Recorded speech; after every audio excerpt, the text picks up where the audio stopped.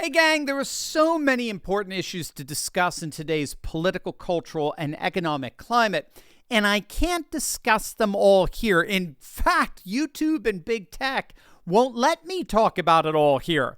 And that's why I have exclusive, uncensored live streams on Monday nights to cover everything. On Monday nights, I share all my thoughts and answer your questions in an in-depth, casual format that prepares you for this upcoming election with the truth. Today, I want to show you a quick clip from a recent stream that I hope will help you think clearly about these important issues, as well as encourage you to join our movement. Join an upcoming exclusive live stream, and I'll answer your questions by clicking the link in the description below and joining our community of courageous patriots building a parallel economy. I look forward to seeing you over there. Well, Carrie Lake has been fighting this exact issue for some time. There was a big election suit recently. Rich says, I heard they had a great ruling in their favor. And the next thing I heard, she's running for Senate in 2024. What happened to this suit? Yeah, it seems to have dropped out, or I don't know if the judge has given a final ruling on it. Obviously, she doesn't think anything's going to come of it. She thinks, based on running for Senate, she thinks that the court system is just going to continue to kick the can on this.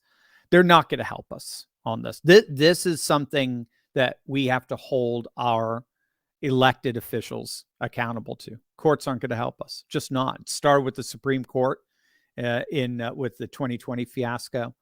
Apparently, Roberts told the other 8, we're not having anything to do with any of it. Anything that comes our way, we're pushing it back to the previous appellate court. We're not going to touch it. And apparently, county courts, federal, state courts are doing the same thing. They're just not touching it.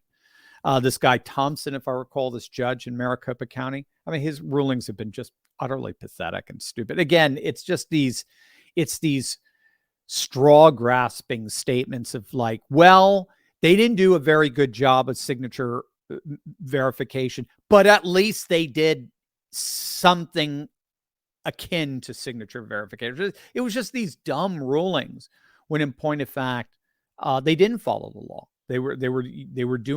They were matching signatures with all kinds of substitutes to the signature that's actually on file in their voter registration. And that, according to Arizona law, is precisely what's required for the signature that's on the ballot is required to match with the signature they have on file as part of their voting registration. Not something else.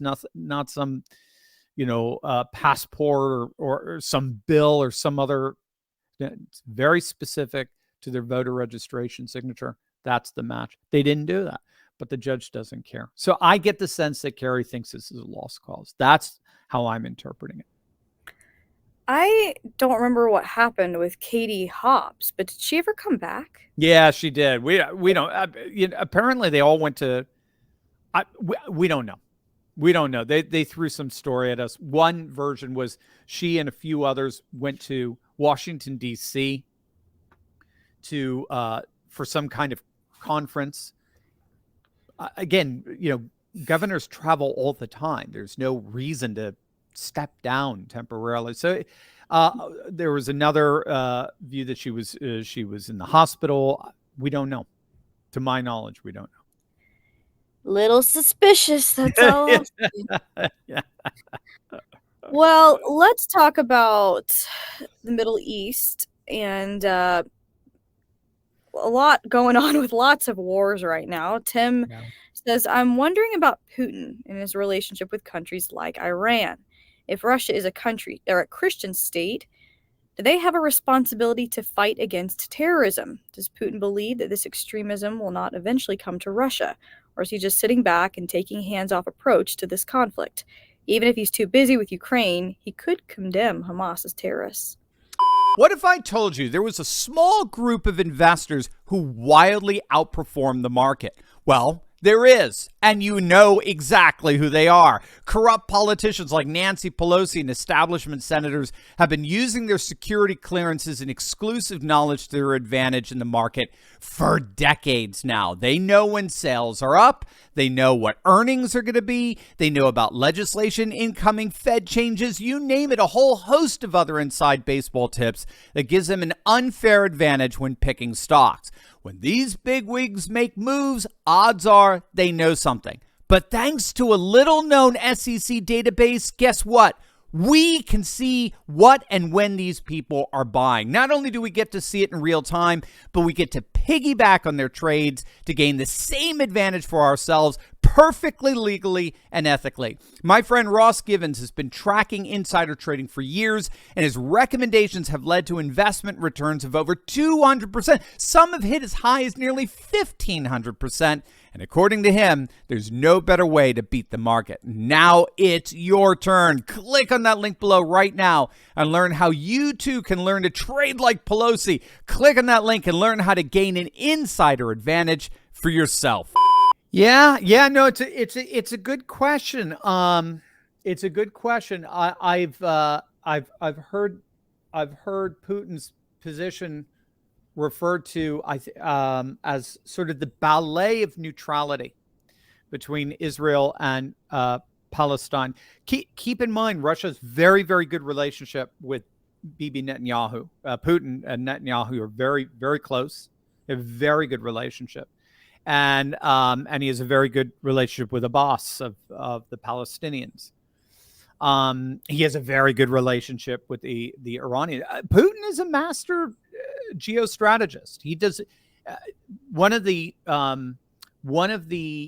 biggest areas of misunderstanding of Putin. I remember when I interviewed Alexander McCurry on this. I asked him, "What's the biggest thing the Westerners don't understand about Putin?" And he said they don't understand how pragmatic he is, how geopolitically Putin likes to get along with world leaders. He does not like conflict in this sense. He will do it, obviously, but his default position, Bush W and Putin got along famously because Putin came to office at the same year as Bush did in 2000. They got along famously. He was invited to NATO conferences, at the Munich conferences every year. He is not this Vlad the Impaler kind of person that the media tries to paint him off as. He is very, very pragmatic. He is not going to condemn Iran.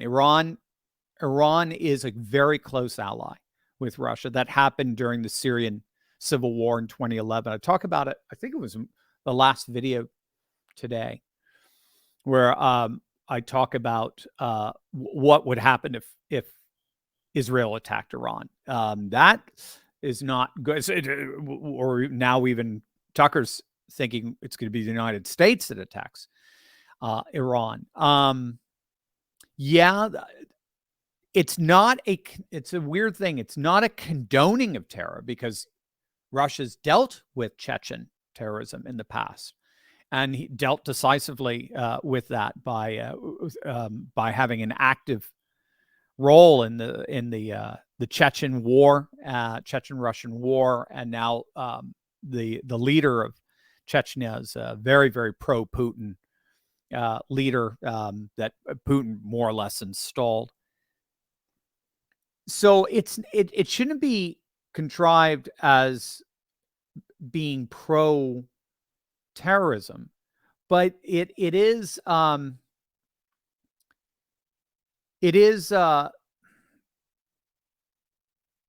what's the best way of putting it? I think the best way of looking at Russia is seen in many respects as a go-between for Netanyahu and the Ayatollah in Iran. If you wanted a mediator to try to,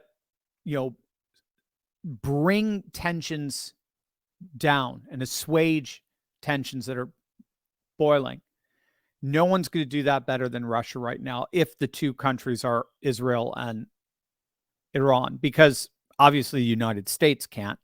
The United States is the great Satan as far as Iran's concerned because we put sanctions. So before Russia became the single most sanctioned country on the planet, it was Iran. Iran was the same. North Korea wasn't even as highly sanctioned as Iran.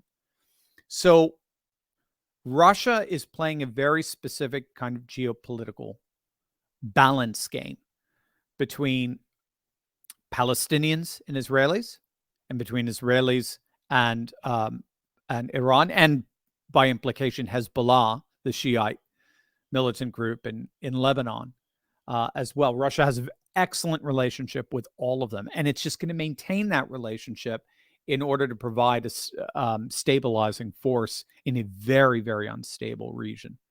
So I wouldn't see it as I wouldn't see it as, you know, turning a blind eye to terrorism, but I would see it more as terrorism is a part of a very unstable, crazy, insane part of the region of the world, and Russia will not tolerate it in its borders, no question.